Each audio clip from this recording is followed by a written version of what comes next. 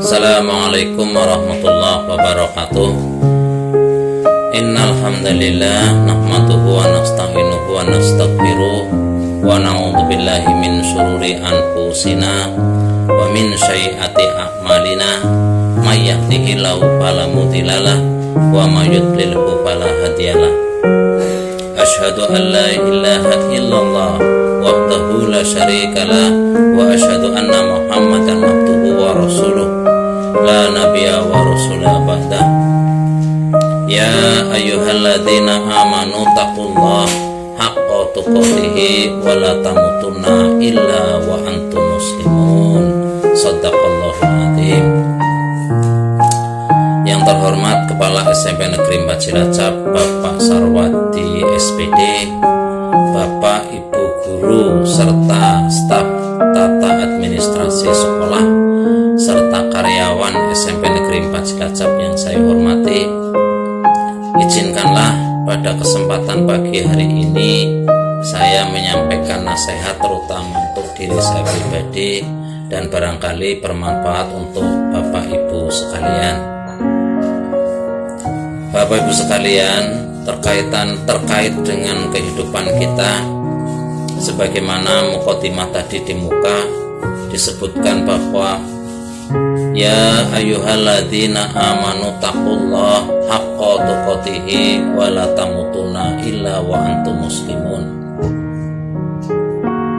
Kurang lebih artinya, hai orang-orang yang beriman, bertakwalah kepada Allah, takwa dengan sebenar-benar takwa, dan jangan sekali-kali engkau mati kecuali dalam keadaan muslim.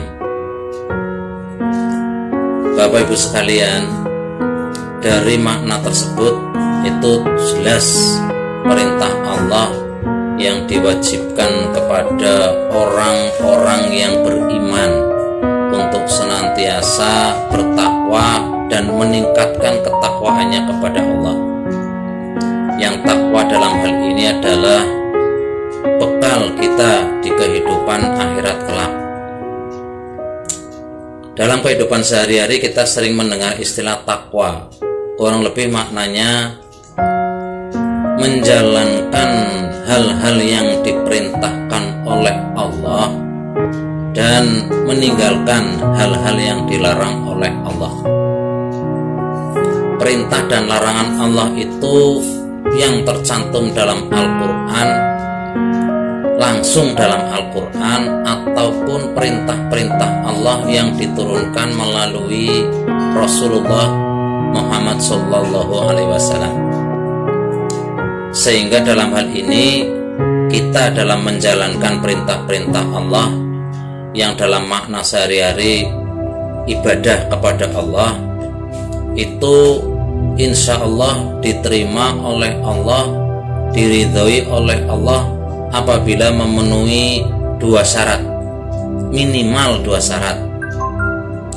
Syarat yang pertama yaitu ikhlas.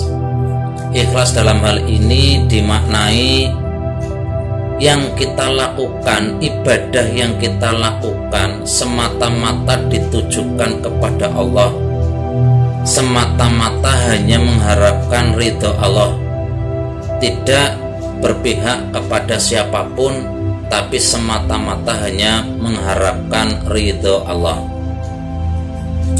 Adapun syarat yang kedua, ibadah yang kita lakukan itu mengikuti tuntunan Rasulullah. Jadi kita tidak melakukan hal-hal yang tidak tercantum dalam Al-Quran dan tidak pula melakukan hal-hal yang tidak ada tuntunannya melalui Rasulullah. Sehingga dalam hal ini tidak lepas dari syahadat asyhadu alla ilaha illallah wa asyhadu anna Muhammadar Rasulullah.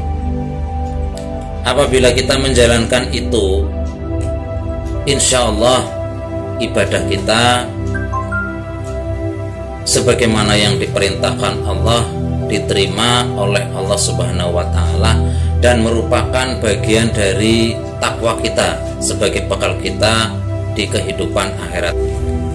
Bapak Ibu sekalian, disebutkan pula dalam Al-Quran yang kurang lebih berbunyi wa ma khalaqtul jinna wal insa illa liya'budun, yang kurang lebih artinya Allah berfirman, dan tidak aku ciptakan jin dan manusia kecuali semata-mata untuk beribadah kepadaku, kata Allah seperti itu. Maka jelas dalam hal ini bahwa Allah menciptakan kita di muka bumi ini untuk mengikuti perintahnya, yaitu beribadah kepada Allah. Maka saya mengingatkan diri saya pribadi dan kemudian juga kepada Bapak Ibu sekalian, kita saling ingat mengingatkan bahwa manusia hidup di dunia ini sifatnya sementara dan merupakan langkah, merupakan waktu, masa di mana kita diperintahkan oleh Allah untuk beribadah, untuk bertakwa kepada Allah, yang nanti menjadi bekal hidup kita di kehidupan yang kekal, tujuan kehidupan kita yaitu kehidupan di akhirat. Juga disebutkan Bapak Ibu sekalian dalam Al-Quran, yang dalam hal ini Allah tidak akan memuliakan orang karena kekayaannya. Allah tidak akan memuliakan orang karena ketampanannya, atau karena kecantikannya, atau karena jabatannya, atau karena nama yang sudah terkenal di mana-mana. Bukan karena itu, tapi Allah memuliakan hambanya karena ketakwaannya. Jadi barang siapa yang bertakwa kepada Allah, maka kedudukannya tinggi atau mulia. Sebagaimana disebutkan dalam Al-Quran, inna akramakum indallahi atqakum innallaha alimun khabir, yang kurang lebih artinya sesungguhnya orang yang paling mulia di sisi Allah adalah orang yang paling bertakwa, dan sesungguhnya Allah Maha mengetahui lagi Maha mengenal. Ini jelas dalam petikan ayat dalam Al-Quran tersebut.